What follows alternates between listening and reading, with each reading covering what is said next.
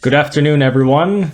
So today I'm going to show you a very interesting way that you can hide your emergency funds, or at least some of your emergency funds. And this is a method that I learned from the former CIA officer. And this isn't a standard, secret intelligence way of hiding money. This is just a personal method that this guy uses, and it's quite effective. So what you do is, if you haven't already spread out your emergency funds in different sources and locations in your place, your house or condo, or wherever you live, that's the first step. Or at least I should say the first step is having saving up for an emergency funds if you haven't done so already. But once you have that, you don't want to put all your eggs in one basket. I'm sure you've heard that expression before. So you spread them out, and I've done a video on different locations that you can use, and how hard how to make it. How hard you have to make it to get at the actual funds. If it's hard for you, then it's hard for anyone who's trying to steal it. But among your baskets, this is one of them. You shouldn't have it all in one place, right? So what we have here is a very strong PVC pipe. This is a do-it-yourself setup. It's like a do-it-yourself safe. And there are other ways to do this. You don't have to use a long tube, and this one's too long. This is like a meter long. It's going to be hard to get everything out when it's like a super long Pringles tube. You can use any rugged, thick, strong container will do, as long as it has a lid that's also strong too, because many buckets and things, they don't come with very good lids. It's either too hard to get off, or it's just too easy to take off. It's a snap lid, so it's not very strong.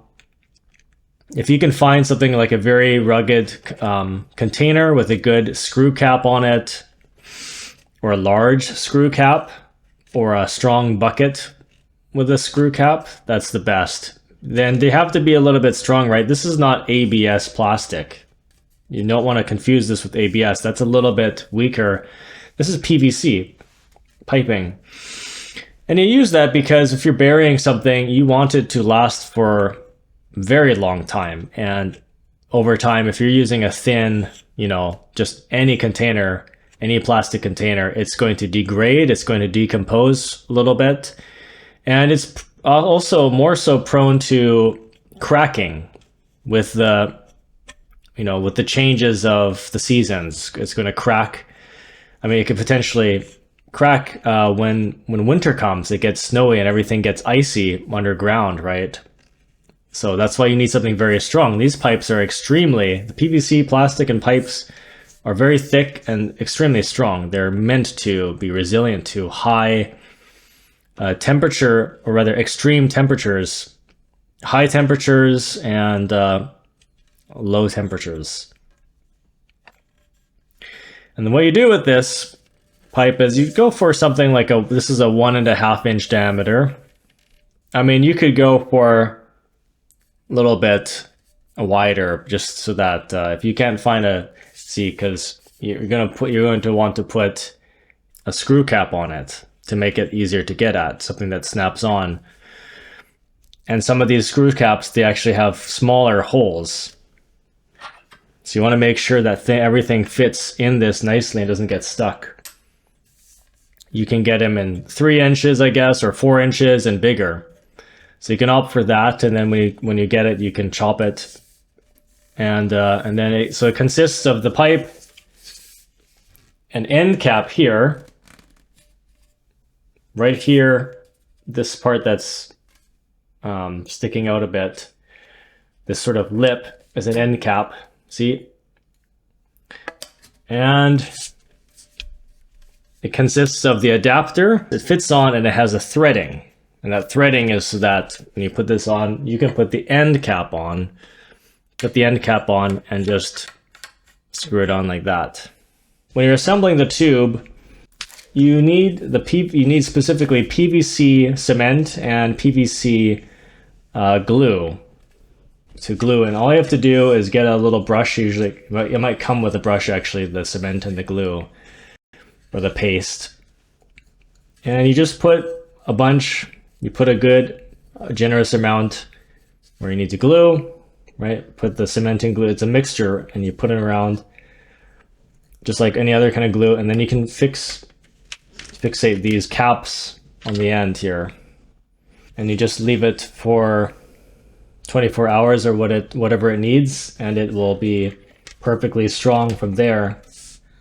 Now the next thing that you need once you have your cache and your tube ready is you want to get some Mylar bags. Now this is not a Mylar bag, just know that.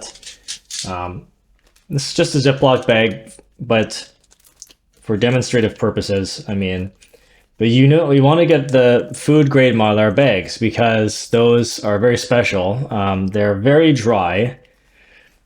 It's important that you use them because if you're in other parts, if you're American, you're using different kinds of, you're using paper cache. Anywhere in the world where you're using paper cache, you don't want to just bury that in something like a tube or a container because it can get moist. It can get condensated. And that moisture is just going to degrade the cache over time, the paper or the cotton, whatever it's made of, cotton, linen for American bills. In Canada, we don't have to worry about that because we're using I think it's a polymer plastic or some kind of plastic now. So you don't have to worry about the moisture. But in other parts, if you're dealing with paper cache, you need a Mylar bag. These bags are keep everything in total darkness. They're UV protecting. They also keep static electricity. They're kind of like Faraday bags, but not as secure. They're very dry. And once you seal it up, if you put your cache in here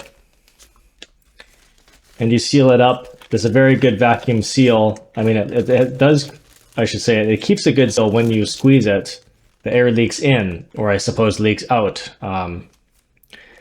It's coming and going gradually over the course of weeks or months. And that's because the plastic that Ziploc bags use is microscopically porous. So after a number of weeks or months, more like months, I guess, after months in the fridge or freezer, that's why food gets freezer burnt. And technically, there's moisture and oxygen in those bags. So that's why you need the Mylar bags, because they're perfectly opaque and solid. So you get your cache, and when you put your paper cache in the Mylar bag, you also want an oxygen absorber. The Mylar bags tend to be smaller, so you only need like one of these or so. These come in different sizes and shapes. You can get slightly bigger ones that are square. So you use this and you put it in with your cache and you're good to go. And if you want a really good seal after you've done this, you can get actually a hot iron. You can fold it somewhere and get a clothing iron and just iron it over to heat seal it. And then your paper money will last for decades this way. So they last much longer, almost indefinitely, than regular Ziploc bags. As I mentioned, you want to keep your cash and your gold too, your intrinsically valuable metals with you in case of an emergency. So you can hide that in here. What you need are coins for bartering. What you need are gold coins. They tend to come in quarter ounces. Quarter ounce gold coins, and silver coins, which often come in 1/3 ounce silver coins. And these are important because you need the smaller denomination so that you can barter for smaller items. And that way, because there's no way that you can constantly trade with bars, you need something that's actually practical. So you can put all your money. Actually, you know what? These ones don't need it. So I've sealed the bag, heat sealed it. Maybe you get your coins. You can just put them right in the tube here.